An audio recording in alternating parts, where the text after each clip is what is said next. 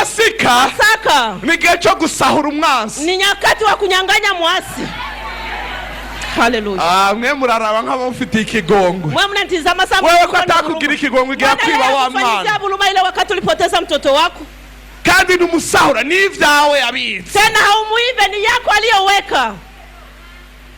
Biblia yanje yambariye. Biblia yangu imenielezea kwamba Pasaka hii izokwamara icimbutso. Itabakia ni kumbukumbu. Ukurunganwa ruzokurikirana. Jinsi watoto watakapofatana. Ige bibe isezerano ry'intahava. Inakuwa ahadi ya milele. Ibi ndababariye rero. Haya niliyowaambia sasa. Ibihinduka. Haitabadilika. Yesu yaraje ntiyahindura Pasika. Yesu alikuja hakubadilisha Pasaka. Amaze no kuzuka Abaheburayo bagumye bahimbaza ivya Pasika. Hata alifufuka Wahebrania waliendelea. Paulo yibutse ivya Pasika. Hata Paulo alikumbuka. Abigishwa bashishikaye ivya Pasika. Wanafunzi waliendelea. Natwe turabishishikara. Sisi tutaendelea. Ndakubwiye ngo. Ninakwambia igihe cy'iyimbura cyawe kirabandanya. Amavuno itaendelea. Uhoraho yarabishinze. Uhoraho yarabigeze. Uhoraho yarabitegetse. Uhoraho yarabivuze. Aliyanena.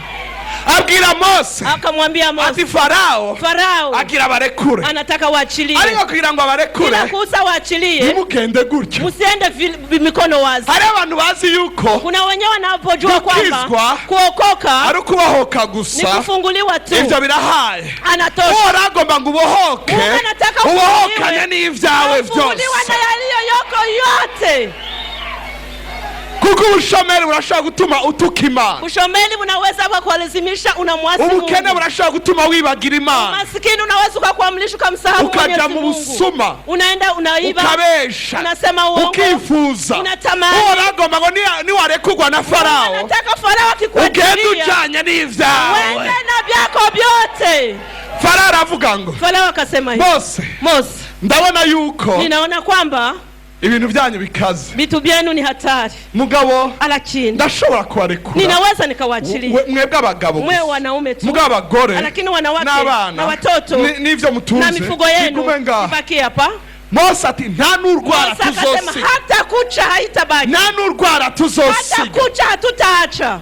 Ntiwanyumvise. Hakunielewa. Nambi vyari mu isezerano rya kera. Ngawa hiyo ni agano la kale. Bavuga ngo nta n'urwara tuzosiga. Kwamba hakuna takucha tutakapoacha. Bivuye ku maraso y'umwagazi asanzwe. Kwa damu ya mwanakondoo. Bivuye mu maraso y'umwagazi w'intama w'Imana. Kwa mwanakondoo. Nta n'urwara tuzosiga. Hakuna takucha tutakapoacha. Ni vyetu. Haleluya. Haleluya.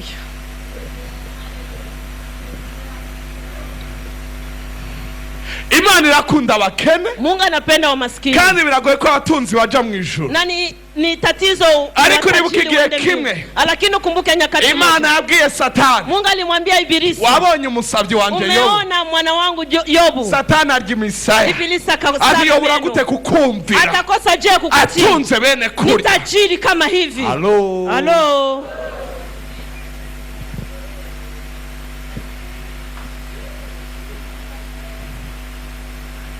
Ivyiyumviro vyacu bitegerezwa guhinduka. Fikra zetu zinapaswa badilishwa. Simuze ngo twiruke inyuma y'ubutunzi. Siseme tukimbie nyuma ya utajiri. Ariko ndavuze ngo igihe ubutunzi buje bwiruka inyuma yawe ntubuhunge. Wakati utajiri unakimbia nyuma yako usiuponyoke.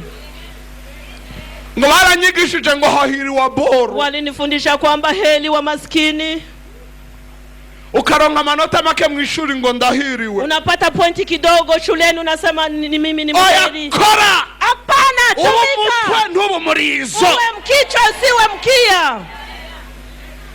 Uwe reference ya record. Uwe kielelezo cha ushindi. Bati hari umunyeshuri acenga kuri kaminuza ya Ronsa niyo wa mbere gushika. Waseme kwamba kuna mwanafunzi alipita kutoka. Bimenyekane ko ari umwana w'Imana yahaciye. Ionekane kwamba kuna mwana wa Mungu amepapitia. Haleluya. Amena. Reka habe intahe. Acha pao ushuhuda. Yukwimbura kwawe. Ya mavuno yako. Yukwimbura kwawe. Ya mavuno yako. Haleluya. Amena. Paulo avango nize gutunga. Paulo akasema nimejifunza kutajirika. Na pia nimejifunza guhaga. Nimejifunza kushiba. Nize no kwambara ubusa. Na nimejifunza kwenda. Fise binkwiye. Nina yayo ni fa. Haleluya. Amen. Imana anezeye ko abantu bayo bamererwa neza. Mungu anafurahia akiona watu wake wana. Imana ibwira Mose. Mungu akamwambia Mose. Ndakwibira ibanga. Nikuibie siri. Iri joro ngira nkubita inkoni Farao. Siku ya manane ninataka nipige fimbo Farao. Kandi arabarekura. Tena atawaachilia. Mugabo ntimugende gutyo. Ila msiende hivi. Reka ndaguhe strategy. Acha nikuoneshe kisu tapo. Amayeri. Nikuoneshe mayeri. Ubwira abantu. Uambie watu. Umuntu wese. Kila mtu. Asa umubanyi we. Aombe jirani wake. B'Abanyegiputa. Wale wana Misri. Haleluya. Amena. Imyaka amajana ane bakoze. Miaka 400 walipotumika. Bakubitwa ibimoko. Wakipigwa ibimoko. Bakorera ubusa. Wakitumikia bure. Igihe cya Pasika gishitse. Wakati wa Pasika Imana iratangura rero. Mungu akaanza sasa. Imashini mu ijuru. Mashini ikaanza tumika. Sekuru ya Korea ya Naya. Sa ya Korea ya Naya. Muyomba ya Korea ya Naya. Nyina yafyatuye amatafari angana ukunuku. Uyu ategezwa kwikorera amasaha angana gutya. Uyu ategezwa kwikorera amafeza angana gutya. Uyu ategezwa kwikorera amarobe angana gutya. Impuzu zingana gutya. Mavazi yapata hivi. Haleluya. Mbali umutima mashini ziko zirahawe. Mwambie jirani kwamba mashine ziko zinahesabu. Za zindi za kera. Zile za zamani. Tinda yumvira ko iraharura. Naisikia ikihesabu. Izo Satani yanyivye. Izo Farao yanyimye. Harageze ko nimbura. Iki ni gihe canje cyo kwimbura. Wakati yangu ya mavuno. Haleluya. Haleluya. Amena. Namba utavyize. Kama uyaamini. Reka ndagusabe. Acha nikusi. Uvyizere. Uyaamini basi. Mugani yavyanse kwinjira. Ikikataa ingia. Uve hasi witahe. Simama uende nyumbani. Kuko ndavyemera nkuko nemera izina ryanjye. Ninayaamini chikizi ninapo. Ndabizi nkuko nzi izina ryanjye. Ninayafahamu. Iyo hageze ko wimbura. Wakati wa mavuno. Nabuye na rimwe rishobora kuzibira. Haliwezi baroge canke bareke. Bavume canke bareke. Waseme wala wanyamanze. Oh haleluya. Amena. Haleluya. Satani aranga ko bemera ko wimbuye. Ibilisi anakataa wasijue kwamba ulivuna. Satani aranga ko bemera ivyawe. Haitiki wakubali yako.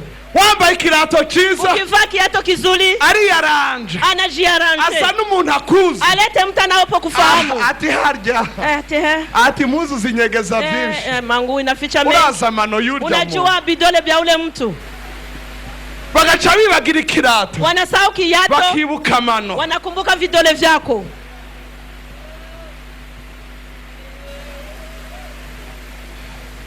Nubone harya avuga igifaransa. Usiona ananena Kifaransa. Harya nta nabira. Hana somo mbili hizi. Yesu amaze kuzuka. Yesu alipofufuka. Ngo batanga amafaranga. Wakapana pesa. Kugira ngo ntibemere ko iko yazutse. Kuhusu wasitike. Ntibemere ko Imana yimbuye. Wasitike. Uyu munsi cyo kinyoma kiracahari. Hata leo yo uongo ni gani? Iyo ukoze ibintu neza. Wakati tunatenda mambo vizuri. Abantu baraba ivyapfuye. Watu wanatizama bakibagira ivyakunze. Wanasahau walioyifika. Bavyemere canke bareke. Iki ni gihe cyawe cyo kwimbura. Iki ni gihe cyawe cyo kwimbura. Hii ni nyakati yako ya kuvuna. Haleluya. Asante Yesu. Haleluya.